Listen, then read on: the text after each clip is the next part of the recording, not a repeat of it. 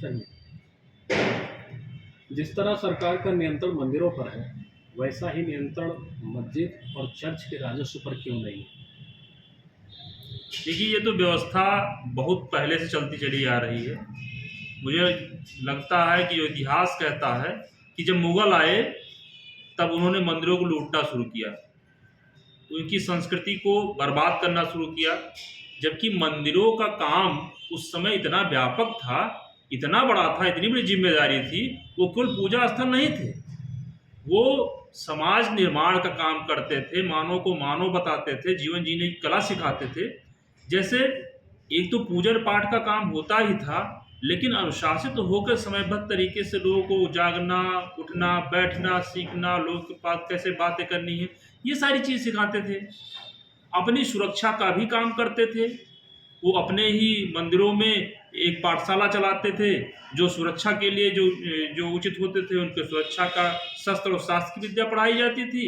और जो जीवन यापन करने के लिए या देश के विकास के लिए उनके लिए पाठशाला होती थी, बड़ी पाठशालाएँ होती थी, संस्कृत विद्यालय होते थे, महाविद्यालय होते थे। ये सब उनको शिक्षा देते हैं कि देश को कैसे चलाना है, सबको मतलब इस तरह व्यवस्थित करते थे।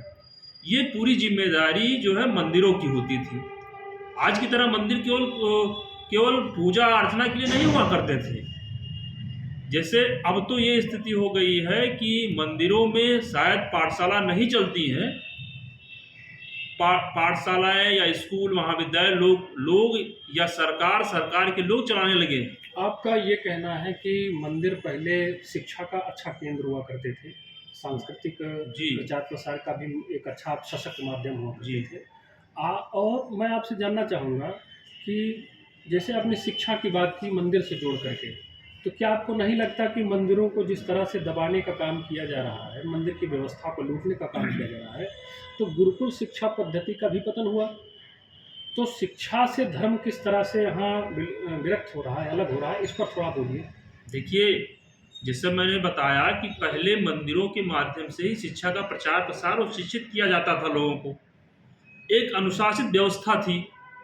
आज उसको हटा के सरकार अपने अधीन करके कि मंदिरों को सिमटा दिया है और अन्य लोगों को स्कूल, कॉलेज, महाविद्यालय चलाने के लिए प्रेरित कर दिया है। आज़ादी के बाद भी मंदिरों की ज़मीन क्यों घटती गई? क्यों उनका वर्चस्व घटता गया?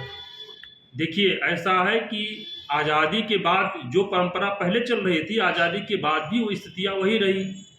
कोई ऐसा नेता निकल के सामने नहीं आया या जो आने वाला था ऐसा उसको लाया नहीं गया कि जो मंदिरों की समस्याओं का कायदे से बात उठाए और मंदिर जिस स्थिति में थे उस स्थिति में ले जाने का प्रयास करें।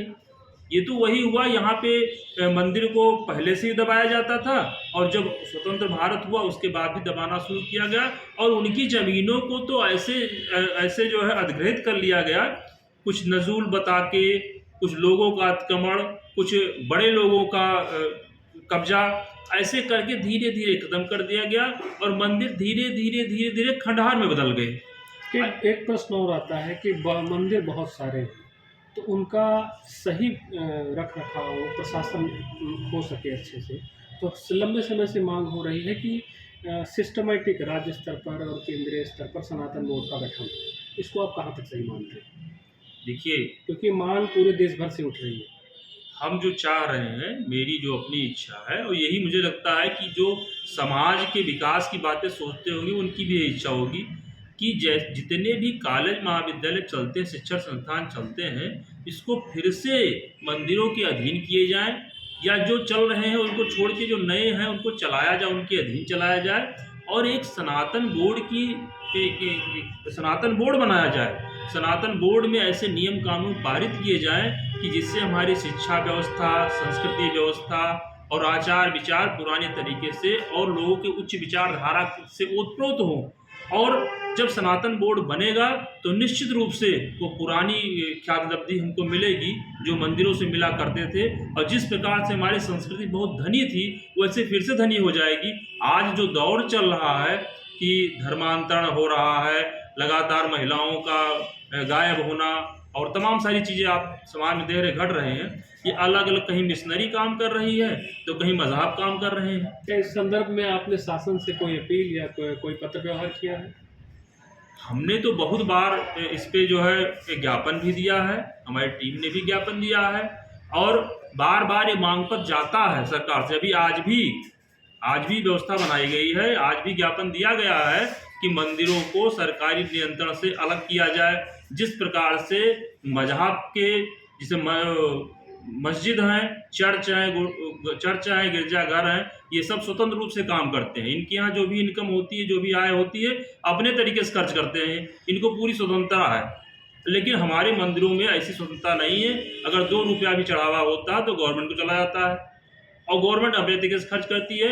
और चूंकि किसी भी संस्था में या विकास में धन बहुत उपयोगी होता है और जब हमारे मंदिरों के पास धन ही नहीं रह जाता है तो धीरे धीरे समाज के विकास के लिए वो भी सोचना छोड़ दे रहे हैं और इससे धीरे धीरे सब खत्म होता जा रहा है और हमारी संस्कृति बिल्कुल डूबती हुई जा रही है।